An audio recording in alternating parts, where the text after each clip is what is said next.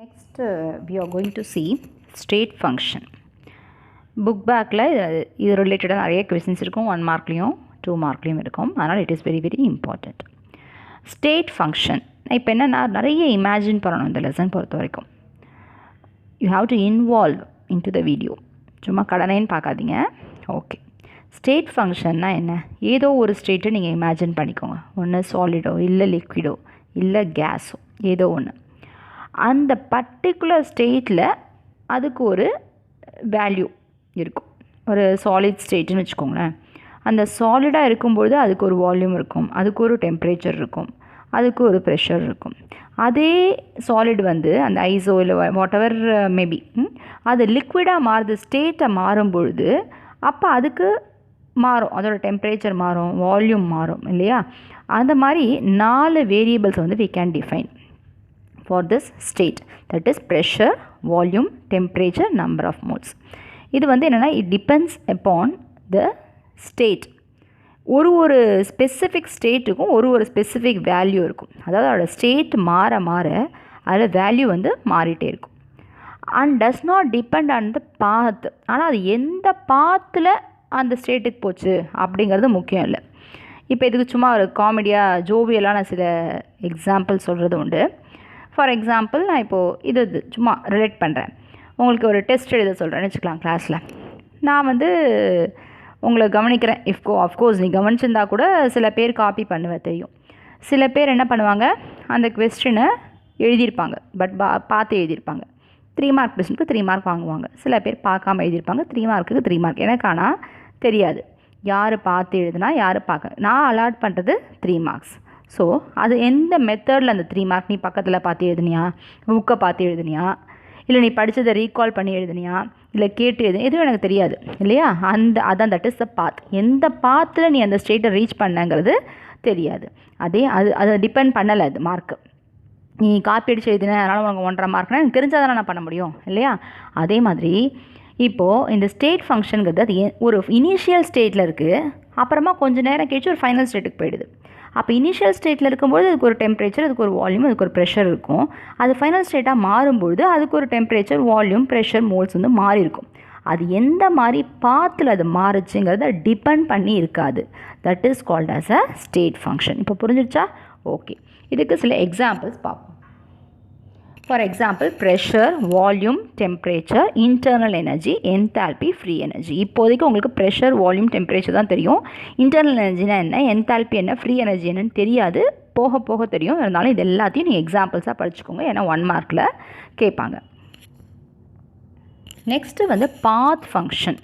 இந்த path function அப்படிங்கிறது it is a thermodynamic property of the system whose value, அந்த path ஃபங்க்ஷனுக்கு ஒரு வேல்யூ இருக்குது இல்லையா? அது depends on the path by which system changes from initial to final state. அது எதை பொறுத்து இருக்குன்னா, அது இனிஷியல் ஸ்டேட்லேருந்து ஃபைனல் ஸ்டேட்டுக்கு எந்த மாதிரி பாத், எந்த வழியில் அது மாறுச்சோ அதை பொறுத்து அந்த வேல்யூ வந்து மாறும். That is called as a path function. இதுக்கு இதே சிமிலர் எக்ஸாம்பிள் நான் எடுக்கிறேன். இப்போது நீங்கள் ஒரு கொஸ்டினை படித்து எழுதியிருக்கீங்க, இன்னொருத்தர் பார்த்து எழுதியிருக்கீங்க. அப்போ உங்கள் நாலேஜ் அப்படிங்கிறது அந்த மார்க்கு வந்து இங்கே வேல்யூ கிடையாது. எவ்வளோ உங்களுக்கு புரிஞ்சிருக்குன்றது எதை பொறுத்து இருக்குது. நீ அதை படித்து எழுதியிருந்தால் உனக்கு புரிஞ்சிருக்கும், நீ பார்த்து எழுதினால் உனக்கு தெரிஞ்சிருக்காது இல்லையா? ஸோ அவனுடைய அந்த நாலேஜ் எதை டிபெண்ட் பண்ணியிருக்குன்னா, எந்த பாத்தில் நான் சொன்ன வேலையை நீ செஞ்சுருக்க அப்படிங்கிறத பொறுத்து இருக்குது. அதே மாதிரி எந்த பாத் இனிஷியல் ஸ்டேட்லேருந்து ஃபைனல் ஸ்டேட்டுக்கு போயிடுச்சு, அதோட வேல்யூ எதை பொறுத்து இருக்குன்னா, அது எந்த மாதிரி பாத்தில் அது நடந்துச்சு அப்படிங்கிறத பொறுத்து இருக்குது. ஃபார் எக்ஸாம்பிள் ஒர்க்கு, ஹீட், இதெல்லாம் இருக்குது எக்ஸாம்பிள். இன்னும் சில எக்ஸாம்பிள்ஸ் இருக்குது. ஓகே, அதெல்லாம் படிக்கலாம். ஸோ ஃபார் எக்ஸாம்பிள் இப்போ work will have different values if the process carried out reversibly or reversibly. ரிவர்சிபிளாக நடந்துச்சுன்னா ஒரு வேல்யூ வரும், இர்ரிவர்சிபிளாக நடந்துச்சுன்னா ஒரு வேல்யூ வரும். அப்போ எதை பொறுத்து இருக்குது? It depends upon the path. So that is called as a path function. So 2 functions பார்த்துட்டோம். What are they? State functions and path function. State function variables, that is pressure, volume, temperature, number of moles. It does not depend on the path, whereas path function they depend on the path. The values depends on the path for which it has reached, by which it has reached the final state from the initial state. So these two are over and they are very important also. Next நான் சொன்னேன் internal energy. இப்போ நீங்கள் எக்ஸாம்பிளில் பார்த்தீங்க இல்லையா, internal energy state ஃபங்க்ஷனுக்கு அது வந்து அந்த இன்டர்னல் எனர்ஜி என்ன அப்படிங்கிறத பார்ப்போம். இப்போ இன்டர்னல் எனர்ஜியோட சிம்பிள் என்ன அப்படின்னா U, அதை மறக்கக்கூடாது. Internal energy U is a symbol. So it is a characteristic property of the system and it is noted by the symbol U. அது என்ன இன்டர்னல் எனர்ஜினா, இப்போ ஒரு ஸ்டேட்டில் இருக்குது ஒரு விஷயம், ஒரு சிஸ்டம். இப்போ சிஸ்டம்னா உங்களுக்கு என்னென்னு தெரிஞ்சிச்சு இல்லையா, அந்த சிஸ்டம்க்குன்னு ஒரு எனர்ஜி இருக்குது. அந்த எனர்ஜி என்ன எனர்ஜி அப்படின்னா, அதுக்குள்ளே என்னென்னவோ எனர்ஜி இருக்கும். ரொட்டேஷன் எனர்ஜி இருக்கும், வைப்ரேஷன் எனர்ஜி இருக்கும், எலக்ட்ரானிக் எனர்ஜி இருக்கும், அதில் உள்ள மாலிகுல்ஸோட இன்ட்ராக்ஷன்ஸ் இருக்குது, டைப் ஆஃப் அயான்ஸ் இருக்குது, என்னென்னவோ எனர்ஜியெல்லாம் உள்ளே இருக்குது. அந்த எல்லா எனர்ஜியும் ஆட் பண்ணால் that is called as a internal energy. So what is a symbol for internal energy? It is U. So what is internal energy? Internal energy of the system, it is equal to the energy possessed by all its constituents. அதுக்குள்ள என்னென்ன constant இருக்கோ எல்லாத்தையும் பொறுத்து இருக்குது. Not only that, atoms, ions, molecules, அது மட்டும் இல்லை, also on the total energy of all the molecules. என்னென்ன இருக்கோ எல்லாத்தையும் பொறுத்தும், எல்லாத்தோட எல்லா டைப் ஆஃப் எனர்ஜியும் பொறுத்து இருக்குது. Energy, total energy of molecules in system, it is equal to the sum of translation energy, vibration energy, rotation energy, bond energy, electronic energy, energy due to molecular interactions. இது எதாவது திரும்ப நான் சொன்ன மாதிரி imagine பண்ணுங்கள். ஏதோ ஒரு சிஸ்டம், அது ஏதோ ஒரு சால்வெண்ட்டாக இருக்கலாம், ஏதோ ஒரு மிக்சராக இருக்கலாம். அந்த மிக்சரில் நிறைய 2-3 காம்பனன்ட்ஸ் இருக்குது, அதுக்கெல்லாம் ஒரு எனர்ஜி இருக்குது. அந்த காம்பனன்ட்ஸ்குள்ளே பாண்ட்ஸ் இருக்குது, அதுக்குள்ளே இன்ட்ராக்ஷன்ஸ் இருக்குது, அதுக்கு ரொட்டேஷன், வைப்ரேஷன், இவ்வளோ விஷயம் இருக்குது. அது எல்லாத்தையும் ஆட் பண்ணால் that is called as a internal energy of the system U. Okay, right. So this is the mathematical representation of what I have told you so far. U is equal to UT plus UV plus UR plus UB plus UE plus UI. And the T translational, vibrational, rotational அதெல்லாம் மேலே நீங்கள் பார்த்துக்கோங்க புக்கில். The total energy of all the molecules. So this definition கேட்டால் இந்த equation எழுதலாம். Total energy of all the molecules of system is called as a internal energy. And it is concerned, internal எனர்ஜியை விட ரொம்ப முக்கியமான விஷயம் என்னென்னா change in internal energy. Change, ஏதோ ஒரு சேஞ்சினால நம்ம எப்படி ரெப்ரசன்ட் பண்ணுவோம் அது அப்படின்னா டெல்டா. டெல்டானா ட்ரையாங்கிள் மாதிரி சிம்பிள் போட்டிருக்காங்களே, அதை நம்ம வந்து டெல்டான்னு சொல்லணும். வாட் இஸ் அ டெல்டானா சேஞ்ச். இப்போ இனிஷியலாக ஒரு ஸ்டேட் இருக்குது, ஒரு 1 hour கழித்து அது வேறு ஒரு ஸ்டேட்டுக்கு மாறுது. அப்போது இதுதான் change in state. Initial state, final state. அப்போ இனிஷியல் ஸ்டேட்டில் ஒரு இன்டர்னல் எனர்ஜி இருக்கும், அடுத்தது கொஞ்சம் நேரம் ஆகிடுச்சு ஃபைனல் ஸ்டேஜில் ஒரு இன்டர்னல் எனர்ஜி இருக்கும். நடுவில் அதை பார்த்த விட்டுடுங்க, அது இதுக்கு ஒன்று இருக்குது, அதுக்கு ஒன்று இருக்குது. therefore it is called as a state function இல்லையா.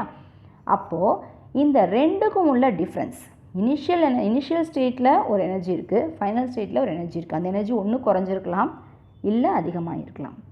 அந்த டிஃப்ரென்ஸ்க்கு பேர் தான், அதாவது ஃபைனல் ஸ்டேட்டில் உள்ள எனர்ஜி மைனஸ் இனிஷியல் ஸ்டேட்டோட energy, that is called as a change in internal energy, that is represented as delta U. So importance of internal energy. இப்போ இது இன்டர்னல் எனர்ஜி ஒரே காம்பவுண்டு வேறு ஸ்ட்ரக்சரில் இருக்குது. அப்போனா என்ன அர்த்தம், வேறு ஸ்டேட்டில் இருக்க மாதிரி தான் இல்லையா. அப்போ they will have different internal energy. For example கார்பனுடைய அலோட்ரோப்ஸ் எடுத்துப்போம். கிராஃபைட்டும் கார்பன் தான், டைமண்டும் கார்பன் தான். ஆனால் அது ரெண்டுக்கும் என்ன இருக்கும், இன்டர்னல் எனர்ஜியில் சேஞ்ச் இருக்கும். Because they have different structures, they differ in internal energies. Okay. Next one is characteristics of internal energy. இது ஒரு 5 mark question, but it is very easy question. அதாவது நம்ம கஷ்டமாக படித்தாதான் அது 5 markல வரும் அப்படின்றது கிடையாது. சில பேர் ரொம்ப கஷ்டப்பட்டு படித்து கஷ்டமான கொஸ்டின்ஸை அட்டன் பண்ணுவீங்க எக்ஸாமில். சிம்பிளாகவும் கேட்பாங்க. ஏன் சிம்பிளாக கேட்பாங்கன்னாக்கா, ஆவரேஜ் ஸ்டூடெண்ட்ஸ், பிலோ ஆவரேஜ் ஸ்டூடெண்ட்ஸ்லாம் அட்டன் பண்ணுற மாதிரி சில கொஸ்டின்ஸ் ரொம்ப சிம்பிளாக கேட்பாங்க.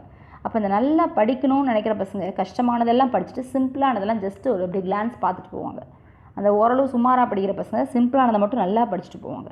அதே கொஸ்டின் 2 பேர் அட்டன் பண்ணும்போது யாருக்கு நிறையா மார்க் வரும், சும்மா ஒரு கிளான்ஸ் பார்த்துட்டு போனவங்களுக்கு மார்க் வராது. அதனால் சிம்பிள் அப்படின்றதுக்காக நீங்கள் விடாதீங்க. சிம்பிளாக இருந்தாலும் you have to sit and study. Okay, right. Characteristics of internal energy. The internal energy of a system is an extensive property. Extensive property na உங்களுக்கு என்ன ஞாபகம் இருக்கா? இப்போ ஞாபகம் இல்லைன்னா அப்படியே புக் எடுத்து பார்த்து படிச்சுக்கோங்க. What is extensive property which depend upon the mass R volume. So இந்த இன்டர்னல் எனர்ஜிங்கிறது மாஸ் ஆர் வால்யூமை பொறுத்துருக்கு. நான் உங்களுக்கு சொல்லியிருக்கேன், அந்த ஒரு காம்பவுண்டை ஒரு சிஸ்டமை 2ஆக பிரிக்கிறீங்க, வேல்யூ மாறுச்சு அப்படின்னா அது வந்து எக்ஸ்டென்சிவ் ப்ராப்பர்ட்டி இல்லையா. ஒரு டம்ளர் வாட்டர் எக்ஸாம்பிளாக சொல்லியிருந்தால அதே மாதிரி. ஏன்னாக்கா இது நம்பர் ஆஃப் மாஸை பொறுத்து தான் இருக்குது. அதோட இன்டர்னல் எனர்ஜிங்கிறது எல்லாத்தையும் டோட்டல் பண்ணுறோம் இல்லையா, நம்பர் ஆஃப் மாலிகுல்ஸோட எனர்ஜிலாம் டோட்டல் ஆகுது இல்லை. So it is a extensive property. First இது ஒரு ஸ்டேட் ஃபங்க்ஷன் ஞாபகம் வச்சுக்கணும், இது ஒரு எக்ஸ்டென்சிவ் ப்ராப்பர்ட்டி. ஏன் இது எக்ஸ்டென்சிவ் ப்ராப்பர்ட்டி அடுத்த லைன்லேயே சொல்லிட்டாங்க. It depends on the amount of particles that is present.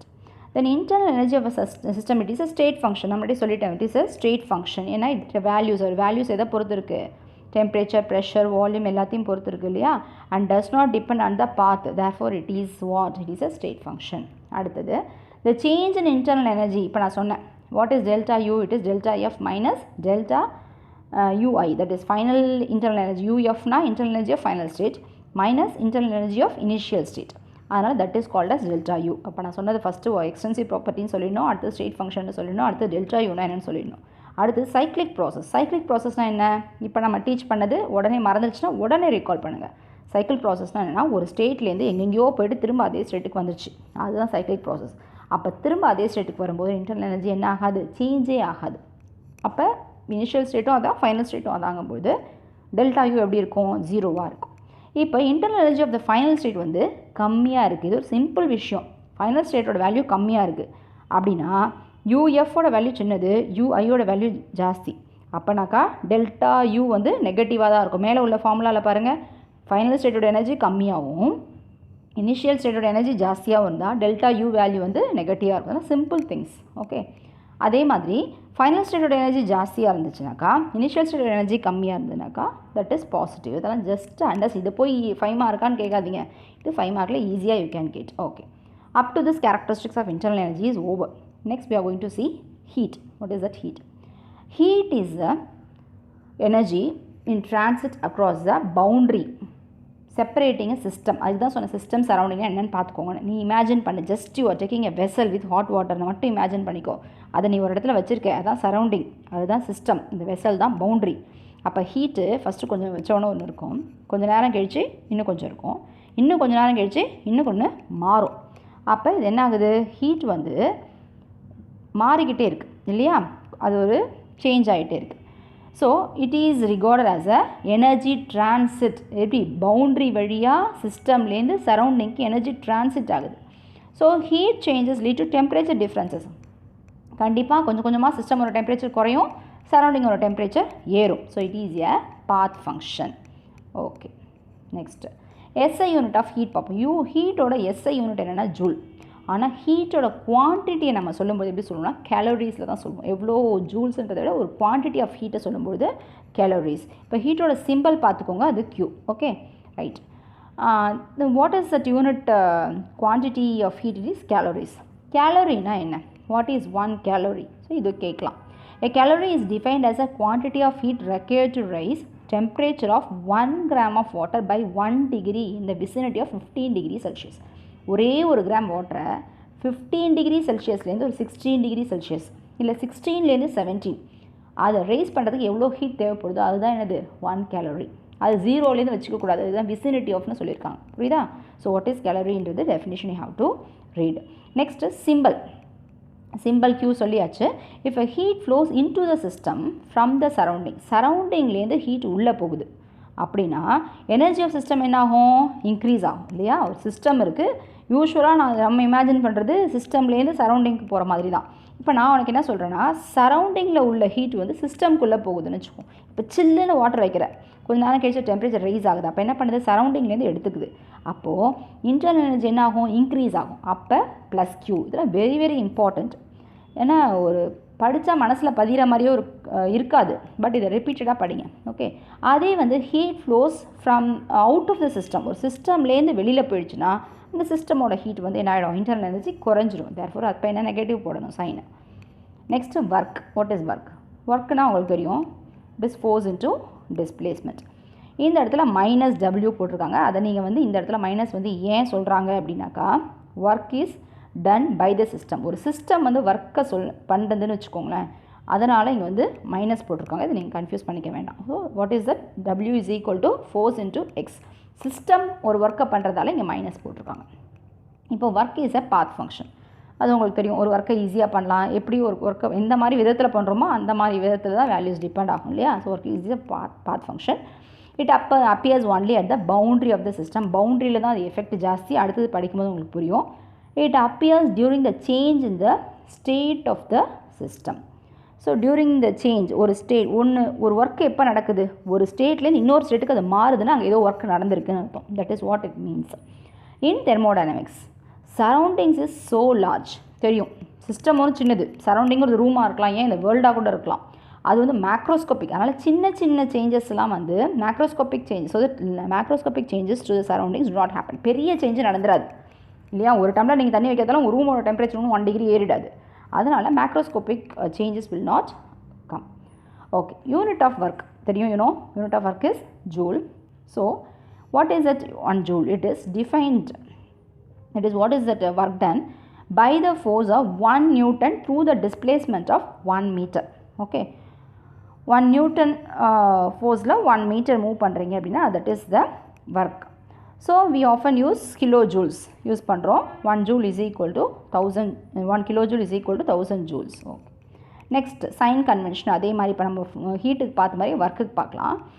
Work வந்து ஒரு சிஸ்டம் செய்யுது. ஃபார் எக்ஸாம்பிள் நீ ஒரு வேலையை செய்கிற, உனக்கு என்ன ஆகும்? எனர்ஜி லாஸ் ஆகும். அது மாதிரி ஞாபகம் வச்சுக்கோ.